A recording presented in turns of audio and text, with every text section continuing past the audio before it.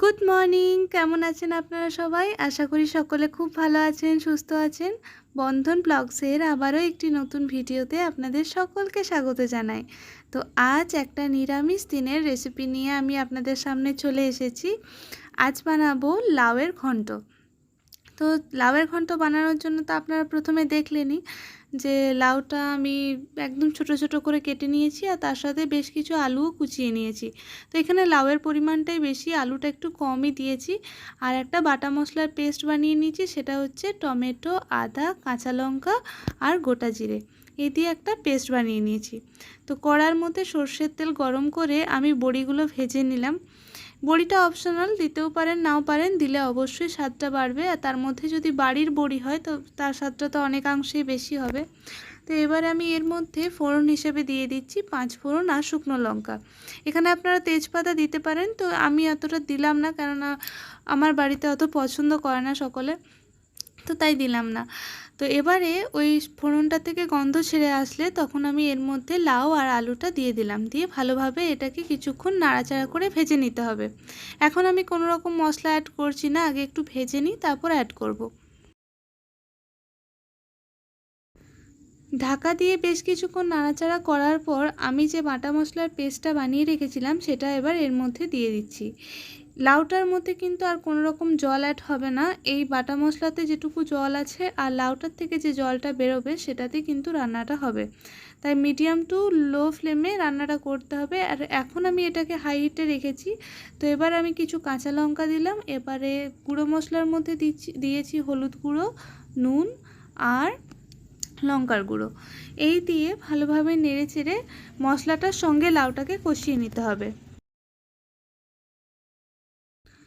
তো আমি ভালোভাবে নেড়েচেড়ে এটা ঢাকা দিয়ে দিয়েছি। আবার বেশ কিছুক্ষণ পর ঢাকাটা যখন খুললাম তখন দেখলাম নুনটা দেওয়ার কারণে লাউটা থেকে অনেকটাই জল বেরিয়ে এসেছে।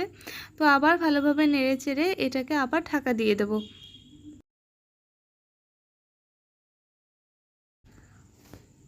তো এইভাবে বেশ কয়েকবার ঢাকা দেয়া আর ঢাকা খোলা করতে করতেই দেখবেন লাউয়ের জলে কিন্তু আলুটা সেদ্ধ হয়ে গেছে। তখন আমি এর মধ্যে কিছুটা পরিমাণ চিনি মিশিয়ে দিচ্ছি। তো চিনিটা আপনারা স্কিপ করতে পারেন, কিন্তু যেহেতু ঘন্ট সেই জন্য এটার মধ্যে আমি একটু চিনি দিলাম। আর আপনারা দেখে বুঝতেই পারছেন যে সবজিগুলো সেদ্ধ হয়ে গেছে। তো এবারে আমি এই যে ভেজে রাখা বড়িটা ছিল সেটা আমি এর মধ্যে অ্যাড করে দেবো।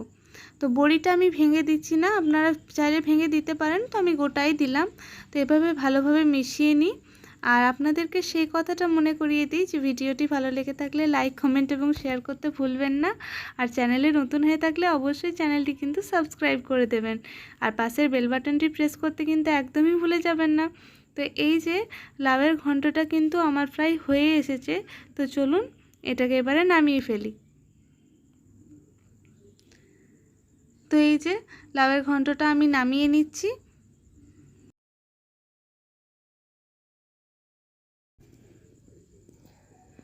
তো কত কম সময়ে আর কত কম উপকরণে রান্নাটি তৈরি হয়ে গেল বলুন তো।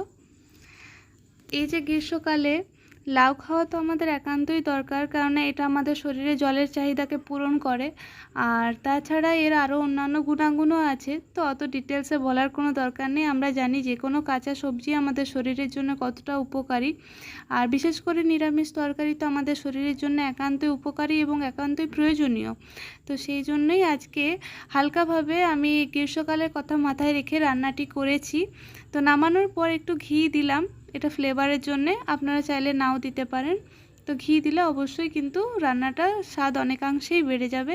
তো অবশ্যই এভাবে বাড়িতে ট্রাই করুন, আর আমাকে জানাতে ভুলবেন না যে রেসিপিটি কেমন লাগলো। আপনাদের সাথে দেখা হচ্ছে আবার নেক্সট ভিডিওতে। সকলে ভালো থাকুন, সুস্থ থাকুন, ধন্যবাদ।